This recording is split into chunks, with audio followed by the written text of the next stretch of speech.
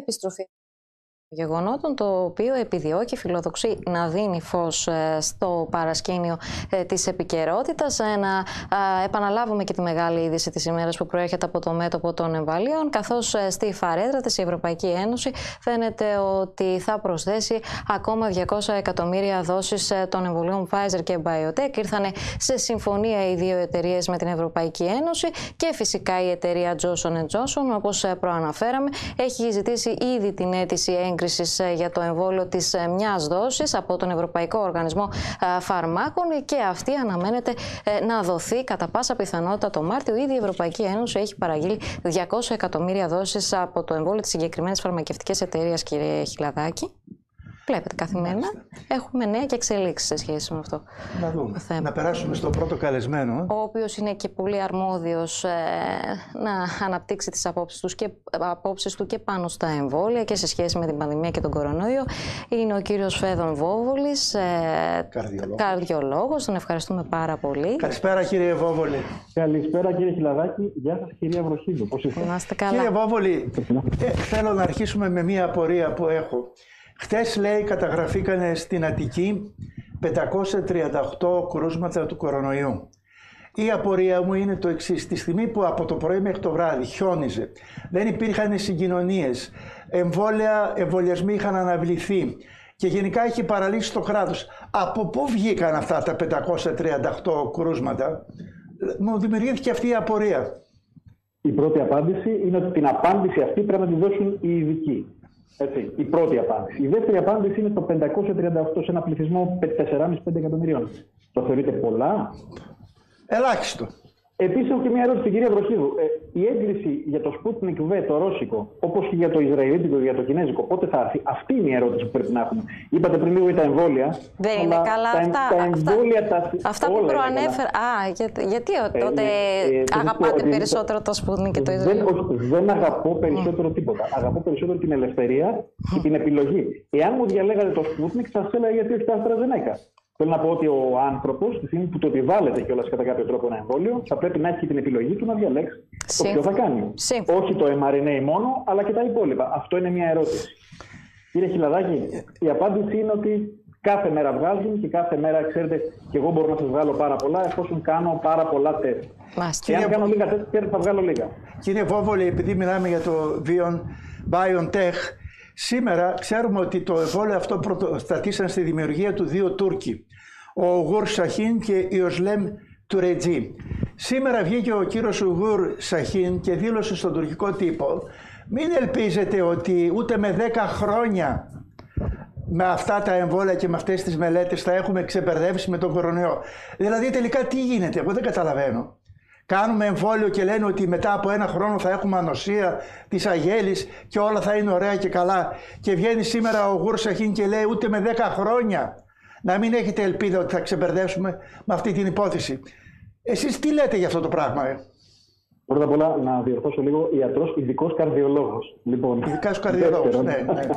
Δεύτερον, θέλω να πω το εξής. Κοιτάξτε, εσείς είστε διεθνολόγος, τουρκολόγος, τους παρακολουθείτε καλύτερα από εμάς εκείνους. Εγώ θα πω το εξής, ότι γίνεται ένα εμβόλιο επί της ουσίας, το οποίο βλέπετε ότι οι άνθρωποι που το έχουν κάνει φορούν όχι μία, αλλά και 2 μάσκες. Αυτό απορεί κάποιος γι' αυτό? Δηλαδή υπάρχει ανοσία. Πόσες μέρες κρατά αυτή η ανοσία και για πόσο καιρό? Αυτή είναι η πρώτη ερώτηση. Εάν λοιπόν αυτός ο άνθρωπος που το είπε αυτό στηριχθεί σε όλο το δεδομένο αυτό ότι, ξέρετε, για 4 μήνες είναι η ανοσία, εννοεί ότι, ξέρετε, θα κάνουμε επαναλαμβανόμενα εμβόλια και εμβόλια, άρα δεν πρόκειται να τελειώσουμε ποτέ. Μιλάμε για ένα φαύλο κύκλο. Αυτό προφανώς εννοεί. Γιατί η ερώτηση εδώ πέρα είναι η περίεργη, είναι ότι, ξέρετε, κάνεις το εμβόλιο, φοράς τις μάσκες, συνεχίζεις γιατί? Κολλάς, μεταδίδεις, άρα γιατί κάνεις το εμβόλιο? Πόσο καιρό κρατά, σύμφωνα με τις τεχνικές προδιαγραφές? 4 μήνες, 5. Άρα πρέπει να ξανακάνεις. Δεύτερη ερώτηση λοιπόν. Τι κάνουμε ακριβώς? Άρα δεν είναι όπως τα εμβόλια που κάναμε, που είχαμε μια ανοσία α, εκτός και αν μας πούνε μετά από λίγο καιρό, ότι η ανοσία αυξάνει, που πιθανώς αυτό θα μας πούνε. Αλλά η αρχή τους είναι περίεργη. 45 πρώτες μέρες δεν έχεις ανοσία, είναι εξαιρετικά περίεργο. Γι' αυτό ακούμε κάποιον και κάνει εμβόλιο και βγαίνει και θετικός.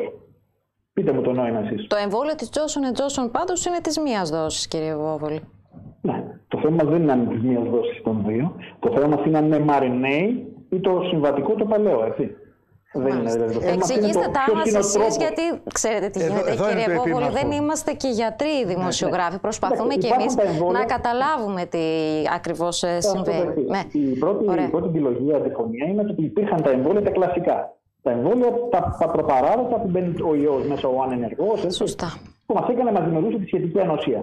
Του τύπου αυτού του mRNA είναι ένας άλλος τύπος που λειτουργεί κάπως αλλιώς. Πώς γι' αυτό κάποιοι μπαίνει μέσα στο πυρήνα του κυτάρου.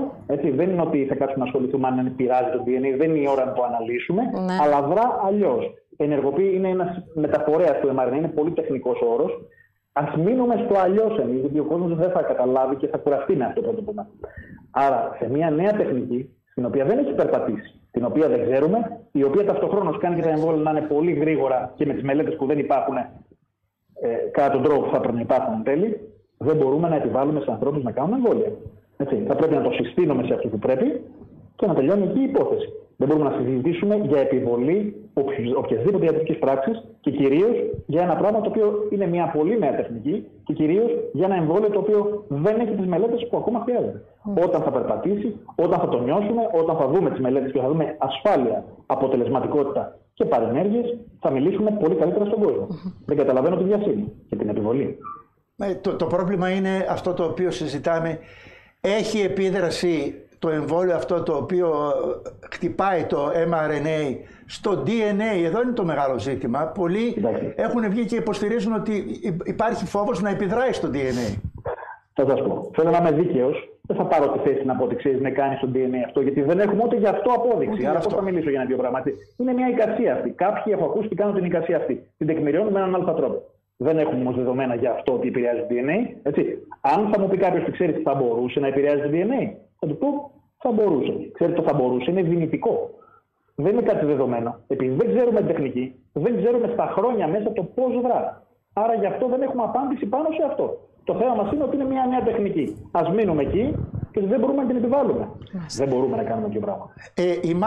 Η μάσκα τώρα μας λένε να φοράμε και διπλή μάσκα. Δηλαδή δεν μας έφτανε ο Φερετζές, εγώ το αποκαλώ Φερετζέ, δεν μας έφτανε ο ένας Φερετζές, μας λένε να φοράμε και διπλή μάσκα. Είναι αυτό προστατευτικό στοιχείο έναντι της υποτιθέμενης μολύσεως μεταδόσεως του ιού? Κύριε Βόβολη, θα ήθελα λίγο να εμπλουτίνω αυτή την ερώτηση και σε σχέση με το παρατεταμένο lockdown, αυτόν τον εγκλισμό που φαίνεται ότι σαν μέσο έχει αποτύχει, γιατί βλέπουμε αυξητική διάθεση των κρουσμάτων, το είδαμε, το ζήσαμε πριν από λίγες ημέρες στην Αττική, αλλά και πολύ περίεργο είναι το άλλο, ότι αποφασίζεται η χρήση της διπλής μάσκας, ήδη έχει αρχίσει και σιγοψιθυρίζεται εκεί στους κύκλους των λοιμοξιολόγων, τη στιγμή που είμαστε όλο και πιο κοντά στο εμβόλιο. Το εμβόλιο έχει έρθει στη ζωή μας και αποφασίζεται τη χρήση της διπλής μάσκας. Και θα φοράτε μάσκα και αφού κάνετε εμβόλιο. Και αφού κάνετε και το εμβόλιο. Άρα πείτε μου τώρα. Κοίτα, χρειάζεται να απαντήσω εγώ πραγματικά. Δηλαδή, οι δημοσιογράφοι που βρίσκονται στην Επιτροπή των Λοιμοξιολόγων δίπλα θα πρέπει να τους ρωτάνε αυτά τα πολύ απλά. Διπλή μάσκα. Υπάρχει κάποια μελέτη, κάποια έρευνα που να αποδεικνύει την προστασία? Εδώ πέρα δεν υπάρχει για τη μία μάσκα. Έτσι. Για τη μία μάσκα υπάρχει τρομερή αμφισβήτηση και φαίνεται. Ο κόσμος έχει φασιωθεί εδώ και 6 μήνες και αυξάνουν τα κρούσματα. Χρειάζεται κάτι και επιχειρηματολογία περισσότερη? Πάντως σας είδαμε σε ένα debate με την κυρία Παγώνη, όπου και εκείνη ανέπτυξε τα επιχειρήματά της και είπε ότι, για παράδειγμα, στα παιδιά με καρκίνο χρησιμοποιείται η χρήση της μάσκας, είναι υποχρεωτική γιατί έχει πέσει το ανοσοποιητικό τους. Και έτσι απαντήθηκε ναι, στα παιδιά με καρκίνο ακριβώς. Συμφωνώ μαζί της. Στα παιδιά με καρκίνο. Ακριβώς. Όπου έχει πέσει το ανοσοποιητικό όμως. Εννοείται. Φαντάζομαι ότι δεν έχετε χαμηλό ανοσοποιητικό. Εάν είχατε, θα σας έλεγα πραγματικά φορέστε τη μάσκα. Είναι η μόνη κατηγορία στην οποία δικαιολογείται, γιατί πραγματικά ό,τι περάσει από πάνω από τον άνθρωπο αυτόν, πέφτει. Άρα δεν ήταν μια δικαιολογία, ήταν κάτι το οποίο ήταν λίγο περίεργο. Αυτό το γνωρίζουμε. Ξέρετε, αυτοί που έχουν χαμηλό ανοσοποιητικό, αυτά τα παιδάκια, ναι. Αλλιώς θα φορούσαμε όλοι μάσκες κατά τις ιώσεις, δεν είναι? Λοιπόν, για τους εγκλισμούς θέλω να απαντήσω. Εγκλισμοί έχει αποδειχθεί επί του πρακτέου πλέον ότι δεν βοηθούν. Πάλι δεν χρειάζεται επιχειρηματολογία από εμάς. Κάποιος να ρωτήσει απλά και να πει: βλέπετε τι γίνεται? Έχουμε εγκλισμό τόσο καιρό. Η πτωλεμαΐδα, βλέπετε πώς είναι? Γιατί αυξάνει η πτωλεμαΐδα? Η Κοζάνη, η οποία έχει καταστραφεί τελείως. Συγγνώμη, ξέρετε κάτι. Αυτά που λένε είναι πραγματικά λίγο αστεία. Προχθές υπόθηκε από κάποια κυρία, δεν θυμάμαι ποια ήταν, ότι τώρα με το κρύο θα κλειστούμε μέσα και επειδή θα κλειστούμε μέσα θα αυξηθούν τα κρούσματα. Δεν ξέρω, δεν σας φαίνονται περίεργα αυτά? Φαίνονται μόνο σε μένα? Είναι περίεργα. Δηλαδή, αν τα έλεγα εγώ αυτά, θα γέλαγα με μένα. Θα ήταν ατεκμηρίωτα. Δεν υπάρχουν μελέτες για εγκλισμούς, δεν υπάρχουν μελέτες για μάσκες, δεν υπάρχουν μελέτες για 2 μάσκες. Πολλό δε μάλλον. Ας ψάξουμε στην Ευρώπη πόσα κράτη έχουν υποχρεωτικότητα στη μάσκα και πρόστιμα. Υποχρεωτικότητα, ξέρετε. Άλλο να πει στον άλλον, ξέρεις, σε συνθήκη σούπερ μάρκετ και σε συνθήκη που πολυσυχνάζουν κάποιοι, καλό θα ήταν να βάλετε κάποια μάσκα σε περίοδο έξαρσης. Εκεί το καταλαβαίνω. Αλλά το να βγαίνουν και να κυκλοφορούν έξω στους δρόμους με τις μάσκες και να υποχρεώνονται με πρόστιμα, νομίζω ότι περάσαμε σε ένα άλλο επίπεδο. Έτσι. Και τη χώρα μας δεν μπορούμε να την ανεχθούμε έτσι εμείς. Κύριε Βόβολη, είναι και θέμα συνταγματικότητας και θέμα δικαιωμάτων. Δηλαδή, εδώ παραβιάζονται θεσμικές καταστάσεις με την επιβολή. Σε αυτό αντιδρώ περισσότερο. Σε αυτό. Την ελευθερία, την οποία προσπαθούν να την κάνουν επιβολή βάσει μιας υπευθυνότητας, ατομικής ευθύνης. Έχουν ξεχάσει τα ατομικά δικαιώματα και μπήκαν στην ατομική ευθύνη, η οποία δεν είναι ασφαλώς έτσι. Η ατομική ευθύνη είναι ο καθένας να γνωρίζει και να προσπαθεί να κάνει το καλύτερο δυνατό. Όχι να το επιβάλλει σε ατομική ευθύνη, με πρόστιμα και να τρελαίνεται ο κόσμος και να τσακώνεται ο κόσμος. Το καταλαβαίνετε ότι τσακώνεται ο κόσμος. Ότι βρίζονται οι άνθρωποι. Μου έχει συμβεί, κύριε Βόβολη, μην ανησυχείτε. Εγώ προσωπικά δεν έχω μιλήσει σε κανέναν άνθρωπο να του πω, ξέρεις, φόρα είναι η φορά. Και εμένα. Επιχειρηματολογώ σε εσάς και σταματάμε εκεί. Όποιος το καταλαβαίνει, το καταλαβαίνει. Σαν κοινωνία έχουμε την τάση να κουνάμε ο ένας το δάκτυλο στον άλλον, αλλά υποκινούμαστε φυσικά από το φόβο. Έτσι, το φόβο ένα στοιχείο το οποίο το θεωρώ ότι γίνεται ένα κόλπο για ανθρώπους που μας θεωρούν διανοητικά καθυστερημένους.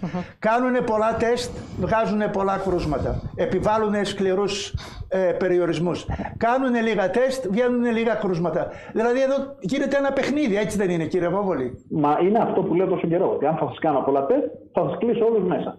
Εάν αύριο δεν σας κάνω τεστ, έχουμε λίγα κρούσματα. Προφανώς έτσι δεν είναι. Ας ψάξει λοιπόν κάποιος τα ισόπωσα, αν είναι ισόπωσα τα κρούσματα καθημερινά, ή έστω ισόπωσα, δεν μπορεί να είναι τα ίδια ακριβώς. Ας ψάξουμε πόσα γίνονταν πριν από 1 μήνα, πριν από 5 μήνες και θα καταλάβουμε τη διαφορετικότητα. Είναι λογικό να μας πούν στα πόσα βρίσκουν πόσα. Και εν τέλει έχουμε αναγάγει το κρούσμα ως τεράστια ευθύνη. Ξέρετε. Σας έχω ξαναπεί ότι δεν είναι κρούσμα. Έχω ξαναπεί, τα έχουμε πει αυτά. Βρίσκουν θετικούς και τους λένε κρούσματα. Δεν σημαίνει ότι οι άνθρωποι που βρίσκονται θετικοί κολλάνε τον άλλο. Μία απορία που είχα πάντα, τη στιγμή που δεν έχει απομονωθεί αυτός ο ιός, είναι ένα ζήτημα υποέρευνα. Όταν κάνουν τεστ, τι εξετάζουνε? Όταν κάνουν για τη γρίπη υπήρχε ένας ιός, βλέπανε ότι υπάρχει το στοιχείο της γρίπης. Ήταν μια απορία που την είχα ανέκαθεν, κύριε Βόβολη. Προσπαθήσαμε από την αρχή να μην συνωμοσιολογήσουμε. Είπαν κάποιοι που ξέρετε, αυτοί είναι αρνητές του ιού, λένε ότι δεν υπάρχει. Ξέρετε, δεν το έχουμε πει ποτέ εντωμεταξύ. Αλλά αυτό που λέτε εσείς βοηθά αυτούς που λένε εκείνο. Σύμφωνα με τους όρους του ΚΟΧ, θα έπρεπε να μπορέσουν να αποδείξουν την ύπαρξη και τα δεδομένα, τα χαρακτηριστικά του ιού. Δεν έχει γίνει. Η απομόνωση που λέτε δεν έχει γίνει. Και δεν έχουμε μιλήσει περί αυτού ακόμα, ξέρετε. Έχουμε δεχθεί de facto ότι υπάρχει ένας ιός, φυσικά, μια ίωση, γιατί δεν μας ενδιαφέρει επί της ουσίας να δούμε ποιος και τι και τα λοιπά κτλ. Άλλους τους ενδιαφέρει. Βλέπουμε ότι κάτι συμβαίνει συγκεκριμένο και μιλάμε ως δεδομένο ότι υπάρχει. Υπάρχει λοιπόν, θα πούμε εμείς. Αλλά δεν έχει απομονωθεί. Αυτό πραγματικά πρέπει να το δούμε. Και αυτό δημιουργεί ένα κενό σε αυτή την περίπτωση, δηλαδή σαν να βαδίζουμε στο σκοτάδι. Μια άλλη ερώτηση που θέλω να σας κάνω, ακούμε συχνά ότι το υλικό φορτίο είναι βεβαρημένο. Αυτό δεν το κατάλαβα, δηλαδή τι σημαίνει, ελέγχουν απορρίμματα, είναι μια ερώτηση. Ναι, το υλικό φορτίο είναι επί της ουσίας ό,τι βγαίνει από τις απεκρίσεις των ανθρώπων και πηγαίνει στα λίμματα, έτσι, μετράνε και βλέπουν κατά πόσο υπάρχει στην κοινότητα κατά κάποιο τρόπο. Ωστόσο δεν είναι αυτό να το πούμε, ξέρετε. Γιατί μπήκαν αυτοί οι τεχνικοί όροι τώρα, αυτό είναι το θέμα. Υπήρχαν ποτέ υλικά φορτία, ψάχναμε ποτέ λίμματα. Αυτό πρώτη φορά. Αυτόν τον όρο τώρα τον ακούμε για πρώτη φορά αυτό. Η συζήτησή μας και εμείς δεν θα υπήρχαμε, εάν και εφόσον υπήρχε μια θνητότητα πραγματικά μεγάλη. 7, 8, 10%. Δεν το συζητούσαμε. Θα λέγαμε, ξέρετε κάτι. Τι ακριβώς λέμε, υπάρχει μεγάλη θνητότητα. Έτσι δεν είναι? Με 0,2% θνητότητα δεν νομίζω ότι πρέπει να συζητάμε για υλικά φορτία και λίμματα. Νομίζω πως φαίνεται πεντακάθαρα η τεχνητότητα του θέματος. Όχι ότι δεν υπάρχει ίωση, όχι ότι δεν μπορεί δυνητικά να είναι θανατηφόρος, αλλά όλο αυτό το παιχνίδι, όλο αυτού του καιρού και μάλιστα το εξής περίεργο για τη χώρα μας και για τις υπόλοιπες χώρες, αυτός ο φασισμός.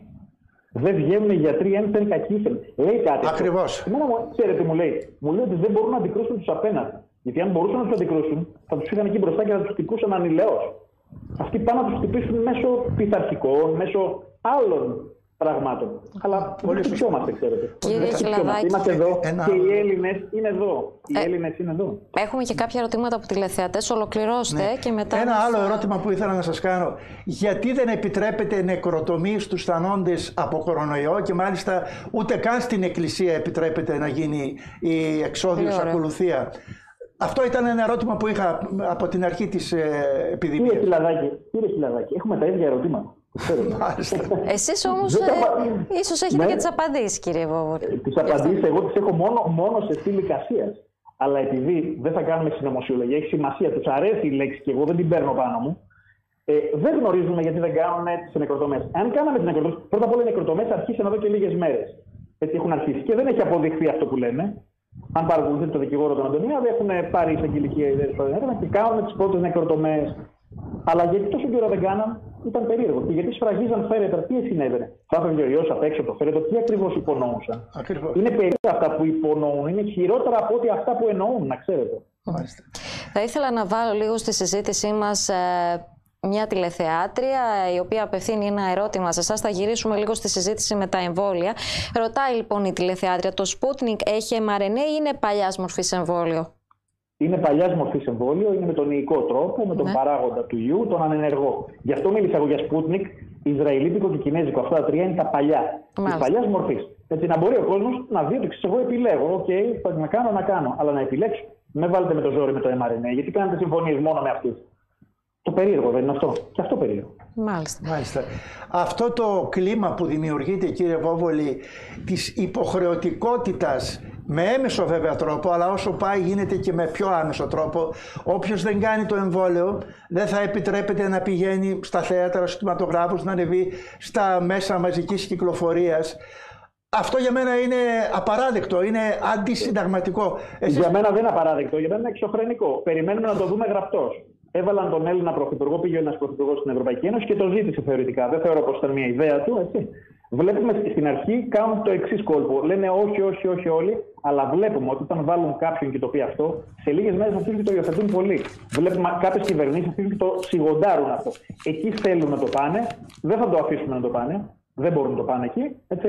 Το να μην έχουμε ελεύθερη ζωή, το να μην πάμε στο εξωτερικό, να μην κάνουμε ταξίδια κτλ. Για να μειώσουν το 0,20%, ασφαλώς και δεν το δεχτούμε σε κανέναν όρο. Ας προσπαθήσουν, ας κάνουν αυτό που μπορούν, θα κάνουμε και εμείς αυτό που μπορούμε. Δεν γίνεται αλλιώς. Μιλάμε τώρα, μιλάμε για θεμελιώδη, βασικά πράγματα ελευθερίας. Μα υπάρχει, μπορούμε να δεχτούμε ποιο πράγμα? Υπάρχει μια τρομολαγνία από το πρωί μέχρι το βράδυ, τα μεγάλα κανάλια. Εγώ το θεωρώ απαράδεκτο.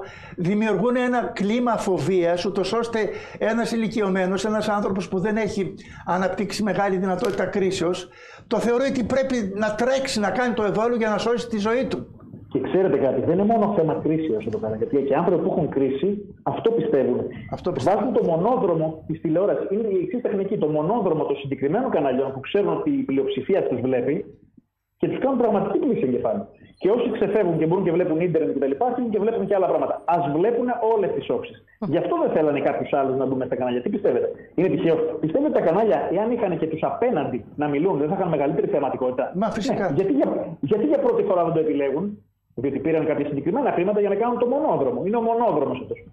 Και παρακολουθούμε να μας νουθετούν. Δεν νουθετούμαστε. Αυτό πρέπει να το καταλάβουμε. Ότι στη χώρα αυτή της ελευθερίας δεν θα νουθετηθούμε. Και οι συνάδελφοι γιατροί δεν θα τσακωθούν με συναδέλφους γιατρούς. Άκουγα σήμερα, μου στείλαν οι συνεργάτες μου έναν πνευμονολόγο, ο οποίος μίλησε για τον γιατρό της Κέρκυρας. Με σχεδόν απαξιωτικούς όρους. Ξέρετε, πολλές φορές στην ιατρική διαφωνούμε. Δεν χρειάζεται να φτάσουμε στα άκρα. Υπάρχουν οι δύο απόψεις, ας ακουστούν. Κυρίως το περίεργο είναι ότι αυτοί οι οποίοι λένε τη μία όψη βλέπουν ότι μπαίνουν σε ψηφοδέλτιο κυβερνώντος κόμματος. Αυτό είναι περίεργο. Αυτό μας λέει κάτι. Εμένα μου λέει κάτι, ξέρετε, και αυτό. Είναι περίεργο. Κύριε Χιλαδάκη. Ήθελα να ρωτήσω, έχουμε μια επιτροπή λοιμοξιολόγων. Έφνης εμφανίζονται κάποιοι άσκετοι, κάποιος πλαστικός χειρούργος, κάποιος που έχουν τελείως... που δεν έχουν ειδικότητες που να έχουν σχέση με αυτό. Σε αυτή την επιτροπή... Ναι, αλλά είναι ο πρόεδρος του Ιατρικού Συλλόγου, κύριε Βόβολη. Εσείς τον εκλέξατε, εν πάση περιπτώσει.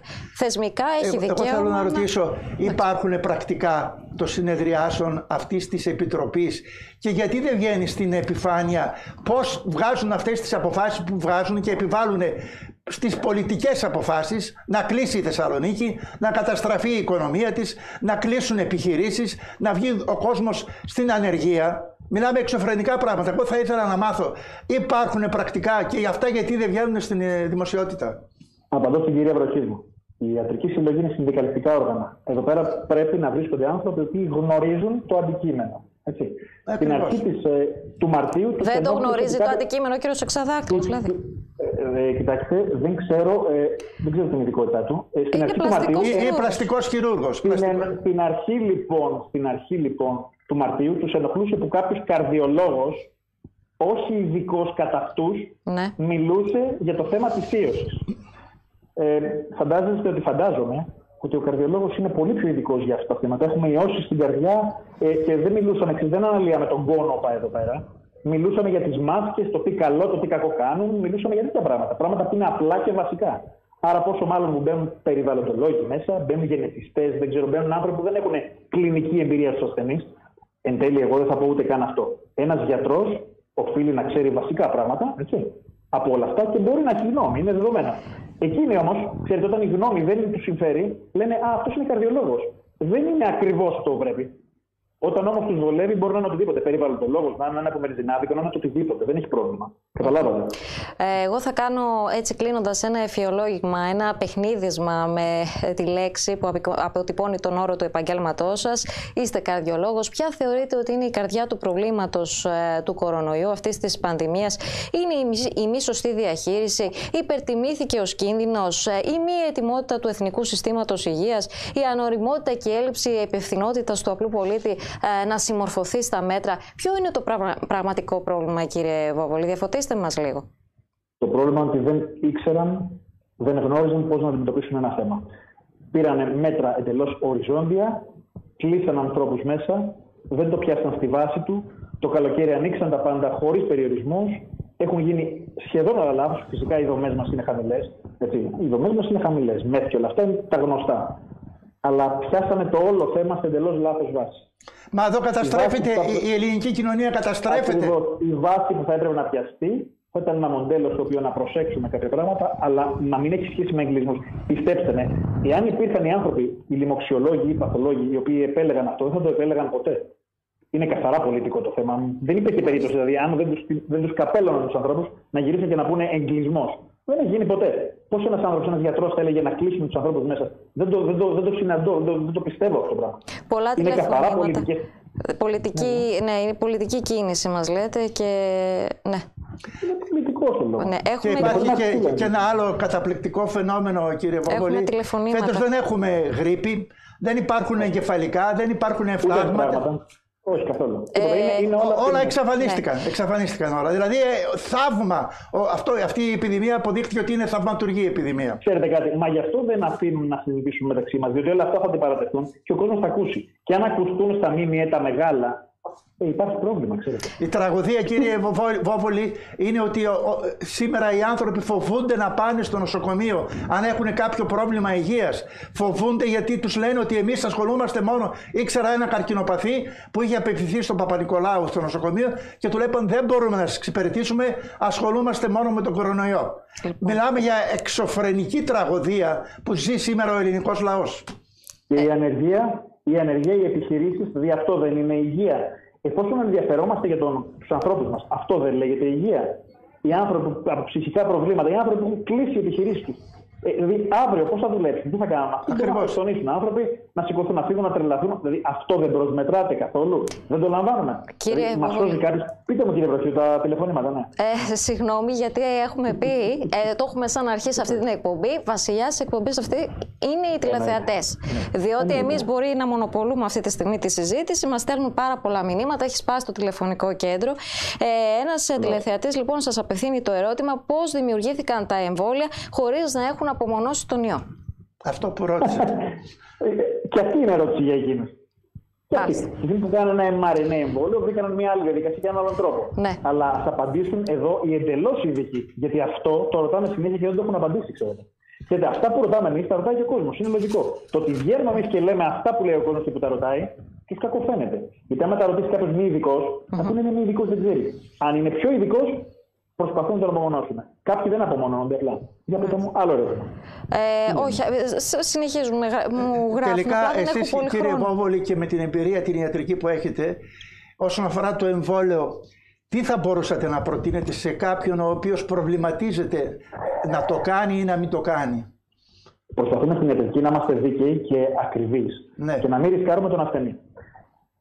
Δεν πήρα από την αρχή θέση ούτε κατά του εμβολίου, ούτε υπέρ. Το υπέρ δεν το πήρα για τον λόγο ότι είναι πάρα πολύ νωρίς. Έχω ξαναπεί και λέω και στους ασθενείς μου, θα περάσουν κάποια χρόνια μελετών, θα δούμε κάποια πράγματα και θα μπορέσουμε, εφόσον είναι καλά τα πράγματα, να το συστήσουμε εκεί που πρέπει. Η μία νοσία δεν θα γίνει με το να εμβολιάσουμε όλο τον πλανήτη για μία νόσο που κινδυνεύουν κάτω από 0,5%. Αυτό πιστεύω το καταλαβαίνετε. Αυτό είναι, είναι και αδύνατο αυτό να εμβολιαστεί όλος. Θέλω να πω ότι βλέπουμε ότι δεν μπορεί. Και ακόμα ένα ερώτημα από τηλεθεατή, κύριε Βόβολη. Έχουμε επιστημονικά δεδομένα για τις επιπτώσεις που έχουν αυτά τα εμβόλια σε σχέση με καρκινικούς δείκτες? Μας ρωτάνε εδώ. Αυτό είπα. Δεν έχουμε δεδομένα ακόμα που θέλουμε. Ξέρετε, τα πρώτα δεδομένα είναι τα πρώτα δεδομένα. Θέλουμε αρκετά δεδομένα για να μιλήσουμε σίγουρα, γιατί τα πρώτα δεδομένα ανατρέπονται. Γι' αυτό λόγο είναι υπό όρους το εμβόλιο αυτό. Ούτε αυτό δηλαδή έχει προλάβει να εξεταστεί. Μιλώ συγκεκριμένα για τους καρκινικούς. Είναι σαν να σας λέω ότι κάνουμε εκλογές και έχουμε το 0,5% του ελληνικού πληθυσμού. Όπως θα βγάζαμε κυβέρνηση? Όχι. Σας ευχαριστούμε θερμά. Κύριε Βόβολη, σας βομβαρδίσαμε με ερωτήσεις. Και θα χαρούμε πολύ να τα ξαναπούμε και άλλη φορά. Και εγώ κρατήσω για την άλλη φορά. Τι να πω. Βεβαίως. Να είστε καλά. Καλή συνέχεια. Γεια σας. Λοιπόν, φίλες και φίλοι, θα περάσουμε τώρα σε ένα μικρό διαφημιστικό διάλειμμα για να περάσουμε στο τρίτο και τελευταίο κομμάτι αυτής της εκπομπής, κύριε Χιλαδάκη, έτσι. Ευχαριστώ.